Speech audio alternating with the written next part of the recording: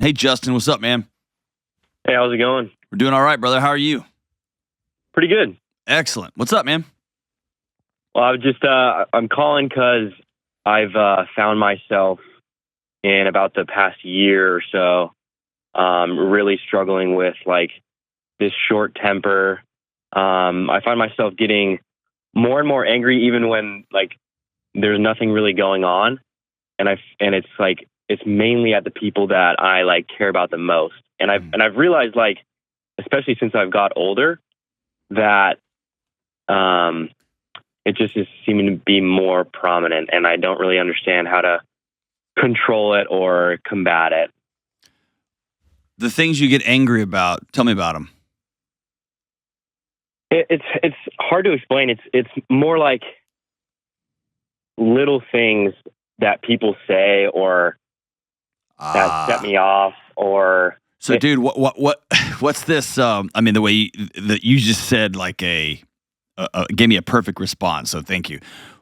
Where is this pressure coming from? How old are you? Hold on. How old are you? 22. Yeah. Where is this pressure coming from, man? I don't know. I felt like ever since I was a kid, I had a little bit of a short temper, but I didn't really notice it until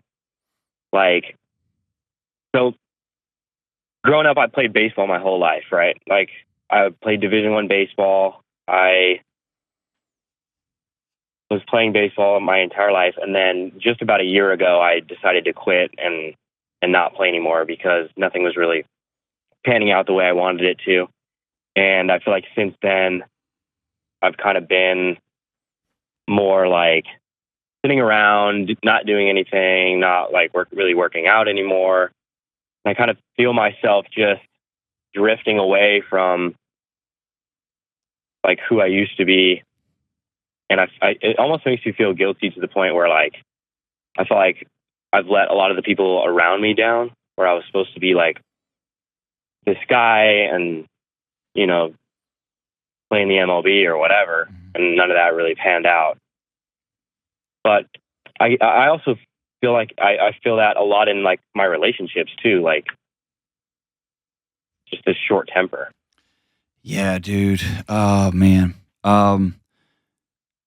Right as I was leaving the university system, there was an increasing call to sit with athletes as they transitioned from being 4 years old and finding love and connection with their parents through their athletic performance. And that went all the way through the scholarship years, and moms and dads saying things like, if you don't do this, you're not going to be able to go to college, or you're really going to help us out, put us in a bind if you don't get that scholarship. And so these kids have been carrying their families, right? And then they graduate. And they tell you, only 1% of you guys are going to go to the majors. But all of us, because I was an athlete too, we look to our right and our left and we're like, yeah, it sucks to be those guys, right?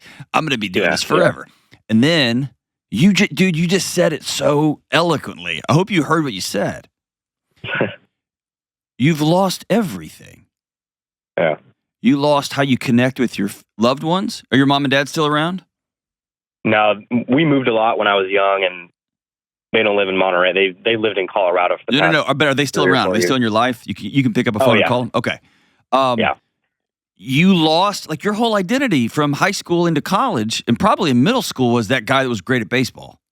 And if you're a D1 player, you're probably good at other sports in high school too, right? Mm-hmm. So you always were that guy. And then you mentioned you lost your gang, you lost your team. Yeah. You lost a coach that has told you for the last 4 years when to go to the bathroom, when to stand up, what to eat, when to work out, when to get your grades done, all those things. And then have you graduated? Yeah, I graduated. So what are you doing now for work? Right now, I actually just finished EMT. I'm in the process of becoming a firefighter. Okay. So you're about to join a new gang, which is awesome. That's fantastic. So good for you. But you used a word that I want you to hang on to. And the word was drift. Mm-hmm. Whenever you transition for something, and this is military veterans, this is police officers, this is first responders, this is teachers, this is anybody who had a life that was in a gang. You can't just stop doing that and just kind of drift, as you said, into something else. Your body will scream at you. And for you, screaming looks like rage, looks like anger, trapped. And those voices of your dad and your coaches and your teammates, the negative voices, man, they fill up your head real fast, don't they? Yeah, it's actually scary. Like, yes. And I dealt with that when I was younger, like with the negative stuff and holding on to it. But now it's like, yeah, you didn't. Somebody says I'm not. You didn't deal with it. You performed it away. Yeah. And now you have no way to perform it away, and now it's raw again. Yeah. Is that fair? And it's pretty true. Okay. I felt like I had an outlet with baseball with the negative stuff and all that, and now if somebody says something, or if a little something like, oh, you're, I don't know, like it just sticks with me now. I know exactly what you're talking about. Here's why: because you're an exposed nerve. Your body knows that you got no gang, you have no identity. You, at the nervous system level, your body doesn't believe you can connect with your parents. You even feel like you've let them down. Yeah. And you probably had pictures of the houses you were going to buy them and the cars you were going to get them, right? Yeah, I always talk about that. Exactly. Yeah. And somehow you think you failed them. As you're entering into a profession of dedicating your life to serving people in their worst moments, you're like, oh, I'm a loser. You know what I mean? Yeah. It's madness when you hear back, right? Uh-huh. Have you sat down and talked with your old man? What did he say? Or what did your mom say? My dad's, I feel like I've tried to talk to him about it. I get a lot more of my like personality from my mom, for sure. She's much more emotional. When my dad's more like avoidant, and I feel like that also plays into my personality. I think it's just harder. Like his dad was like a really bad alcoholic, passed away when he was, I don't know how old, but I never met him. I never met his dad, and he was abusive. And so when I was growing up, my dad was very like, I wouldn't say non-emotional, just not very like the type of person to like sit down and be like, hey, what's going on in your life? Or because the safest thing your dad did for you was he didn't deal with the emotions. He just shut them off. Like, I'm not going to let my bad emotions hurt my kid like I was hurt. And so I'll applaud him for that. I wish he'd gone one step further, but I applaud him I'm just going to shut it down. Yeah. Right? And you kind of have done the same thing. You just did it with baseball. Yeah. Right? And at some point, someone in your family line is going to have to stand and stare down this rage that is wired into you and at the same time is lived out over and over and over again. Mm-hmm. I want to give you a homework assignment, but you get to decide whether you do it or not. Obviously, I can't make you. Yeah. What would it be like if you called your dad or visited? And when's the next time you're going to see him in person? Probably not till Thanksgiving or Christmas. They just came out and visited like about a week ago. Okay. And was that a tough visit? Is that why you're calling? Yeah. I just feel myself more angry when they're here. Okay. That makes sense. Like 100%. That's terrible to say. No, it's not. It's feel like honest. That's terrible to say. No. I know. I don't get it. Like it's almost like, and I live with my aunt and uncle here in Monterey. Okay. And like, even now I feel myself like getting more angry at them or more angry at my cousins or whatever. Because the world, these relationships, bro, are not a baseball game you can win. Yeah. And you don't have that skill set. Mm-hmm. So if you just like to use baseball terms, you just keep getting put in the game as a DH and the pitcher's throwing 104 miles an hour and you've never taken batting practice. You can't get mad at yourself because you've never had to do this thing. What would it be like if you called your dad and said, Dad, I've been doing some reflecting. I've realized that the main way I've connected with you over the last 20 years of my life was through baseball. Mm-hmm. And I want to be intentional about having a relationship with my dad. Yeah. Would you be willing to call once a week and put on the calendar? Yeah. What would he do if you did that? he'd probably be totally open to it. He's very understanding, and don't get me wrong, he was a really great dad. Oh, I know. He did the best he my could. Games and all that. Yeah. But I think it's more like, I don't know how he would react, in the sense like he's not like super emotional.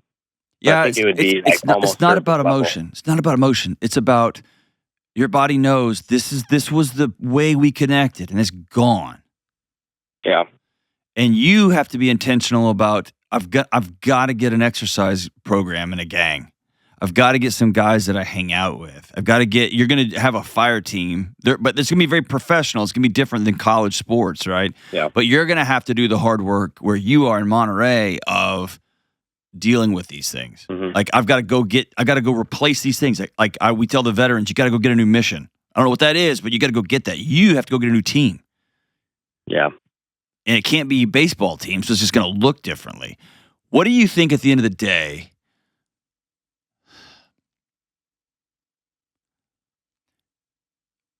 Anger it points us in the direction of the way things should be, things that we care about. Mm-hmm. If I ask you point blank, what are you so mad about? What would you tell me? I don't know. I think you do. I think it's just, I'm angry that I feel this way. Like, I'm angry that. What do you feel?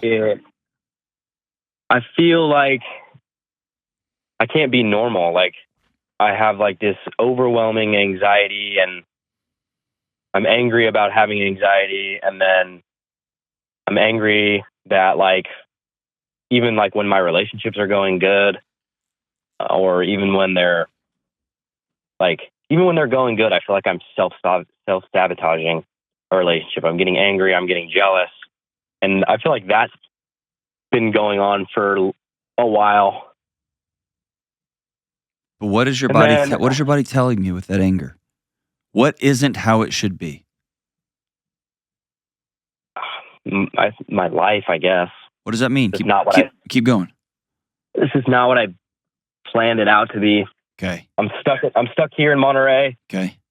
In a small town, living with, my parents. I mean, not my parents, my aunt and uncle. And all my friends are graduating college, and I just feel like I'm stuck. There you go. Like, yeah, I'm doing this fire thing, and I really enjoy it. But No, you don't. I don't even think it was my idea. Justin, you don't want to be doing this. Yeah. What do you want to do, man? I don't want to be stuck. So like I know you are.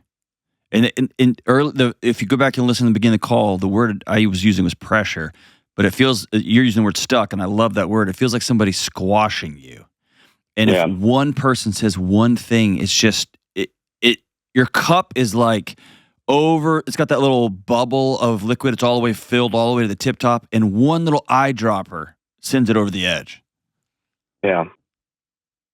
And it could be one girl who doesn't text you back in 5 seconds. And it could be one cousin who's like, why didn't you hit that curveball? And it's just like, boom. Yeah. Why do you think you're stuck? Like, why haven't you packed up and moved back to Colorado to get a job? I don't know. Why haven't you packed up and moved to Texas or Nashville just to start an adventure?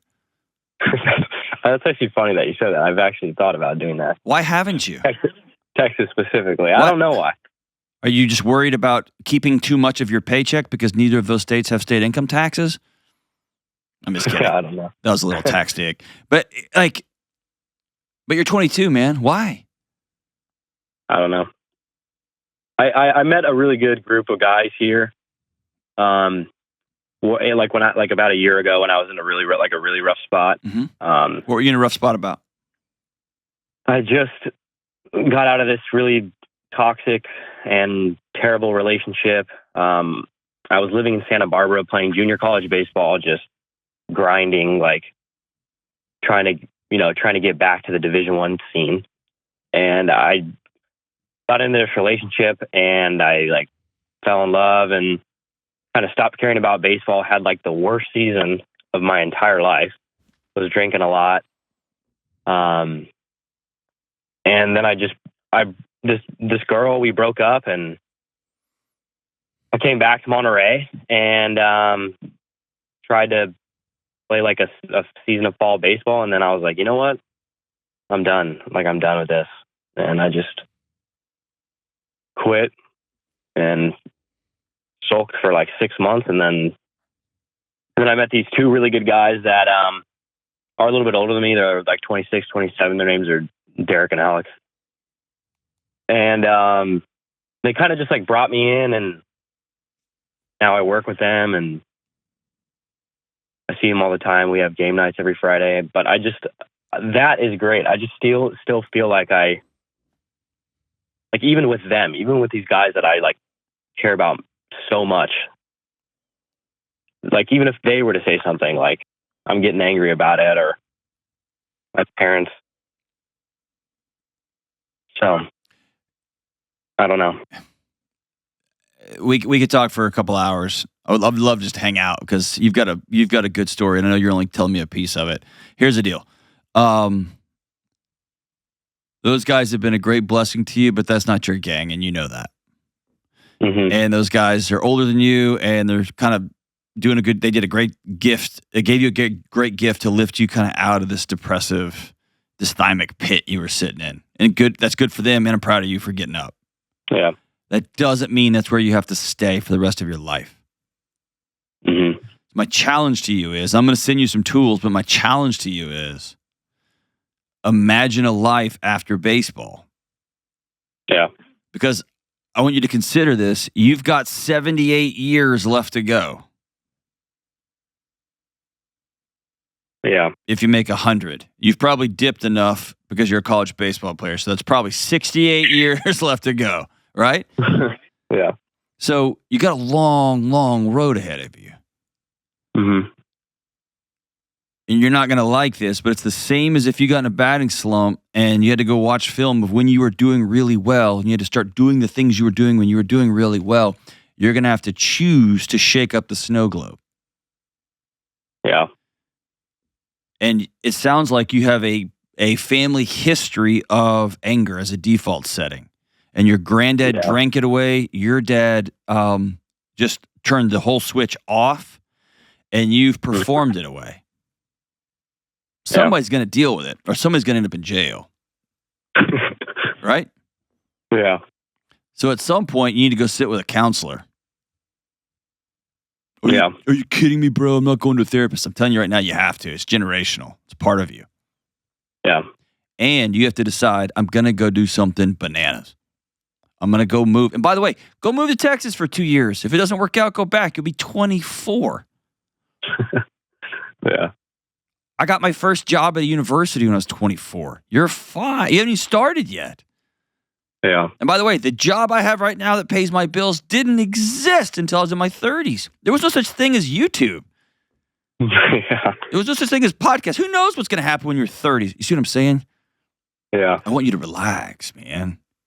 I know. And I just feel like I'm afraid if I don't deal with it now, because I've watched the show a bunch, and I've listened to a lot of these dudes talk, and I'm like, man, if I don't deal with this now, I'm going to be, this guy in 30 years or 20 years. You're very, very wise.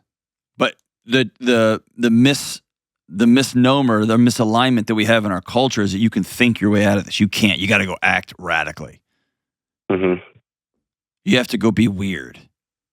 Hey, Mom, guess what? I just took a job at a grocery store in Dallas, Texas. And it's going to be 8,000 degrees this summer. Bye. Hey, Mom, I just took a job managing a punk rock club in Houston, Texas. What? It's going to be fun. We're going to figure it out. Or I went and got my teaching certificate, and I'm going to be a Super 5A high school baseball teacher, and I'm going to work my way up, or baseball coach. I'm going to work my way up. Whatever you want to do. Here's the deal. You have to decide, I'm going to shake the system up. Mm-hmm. But I promise you, doing a job you don't want to do, living with your aunt and uncle and one of your cousins in a side bedroom in a town you don't want to be in, Right? I'm angry for you right now. Yeah. That's my promise. Mm-hmm. You got to go talk to somebody about the deep stuff, and you got to start making some action-oriented moves right now. So here's your homework assignment. Number 1, I want you to reach out and call your dad and ask him that question. And I want you to ask your mom too, both of them. We haven't connected in any other way except baseball. Oh, yes, we have, Justin. Mom, we haven't. Dad, we haven't. So I want us to be one of those families that we have a great conversation, great relationship, and we talk on the phone a lot. So can we make a call once a week? The second thing is I want you to write a letter to 21-year-old Justin and tell him you're proud of him for quitting baseball and moving on. Okay. Because you're pissed at that guy. You're pissed at that guy for falling in love. You're mad at that guy for quitting baseball. You're mad at that guy for ruining your dream you had, for how much money you're mad at him for everything. Stop. Be graceful with 21-year-old Justin. And then I want you to write a third letter to 30-year-old Justin. And I want you to tell him about where you're living and why you decided to move there and what an amazing thing you did, even though you were scared to death to do it, so that 30-year-old Justin could have a pretty amazing ride. Mm-hmm. Okay? And if you do those things, I'm going to send you my buddy Ken Coleman's Get Clear Assessment in his brand new book. It's just what are the things you were put on earth to do? It's a career assessment that's pretty amazing. It's finding the work that you love and then figuring out how to go do it. I'm also going to send you his book called The Proximity Principle, which teaches you how to get around people who are doing the stuff that you want to be doing. It's fantastic, man. And I don't know if you're a reader, but I'm going to send you one more book. It's called Own Your Past, Change Your Future. It's my first book. And it's about walking through these stories, these anger stories. And you're going to hear old coaches' voices, and you're going to hear your parents' voices, you're going to hear old teammates' voices, you're going to hear your voice, but you're going to pull the thread on that thing, and it will give you some things to talk about with a counselor. At the end of the day, as the great Rage Against the Machine said, anger's a gift. It points us in a direction. It's when we take that out on other people and we consciously create lives that we don't want to be living, but we do it anyway. We just keep showing up and doing it. And those words you used, I feel like I'm trapped. I feel like I'm stuck. I feel like there's too much pressure. You're right. And the way out of that is just to move. And for you, it might mean moving down the street. It might mean moving across the country. It might mean just shaking the snow globe. All of us can do it. All of us.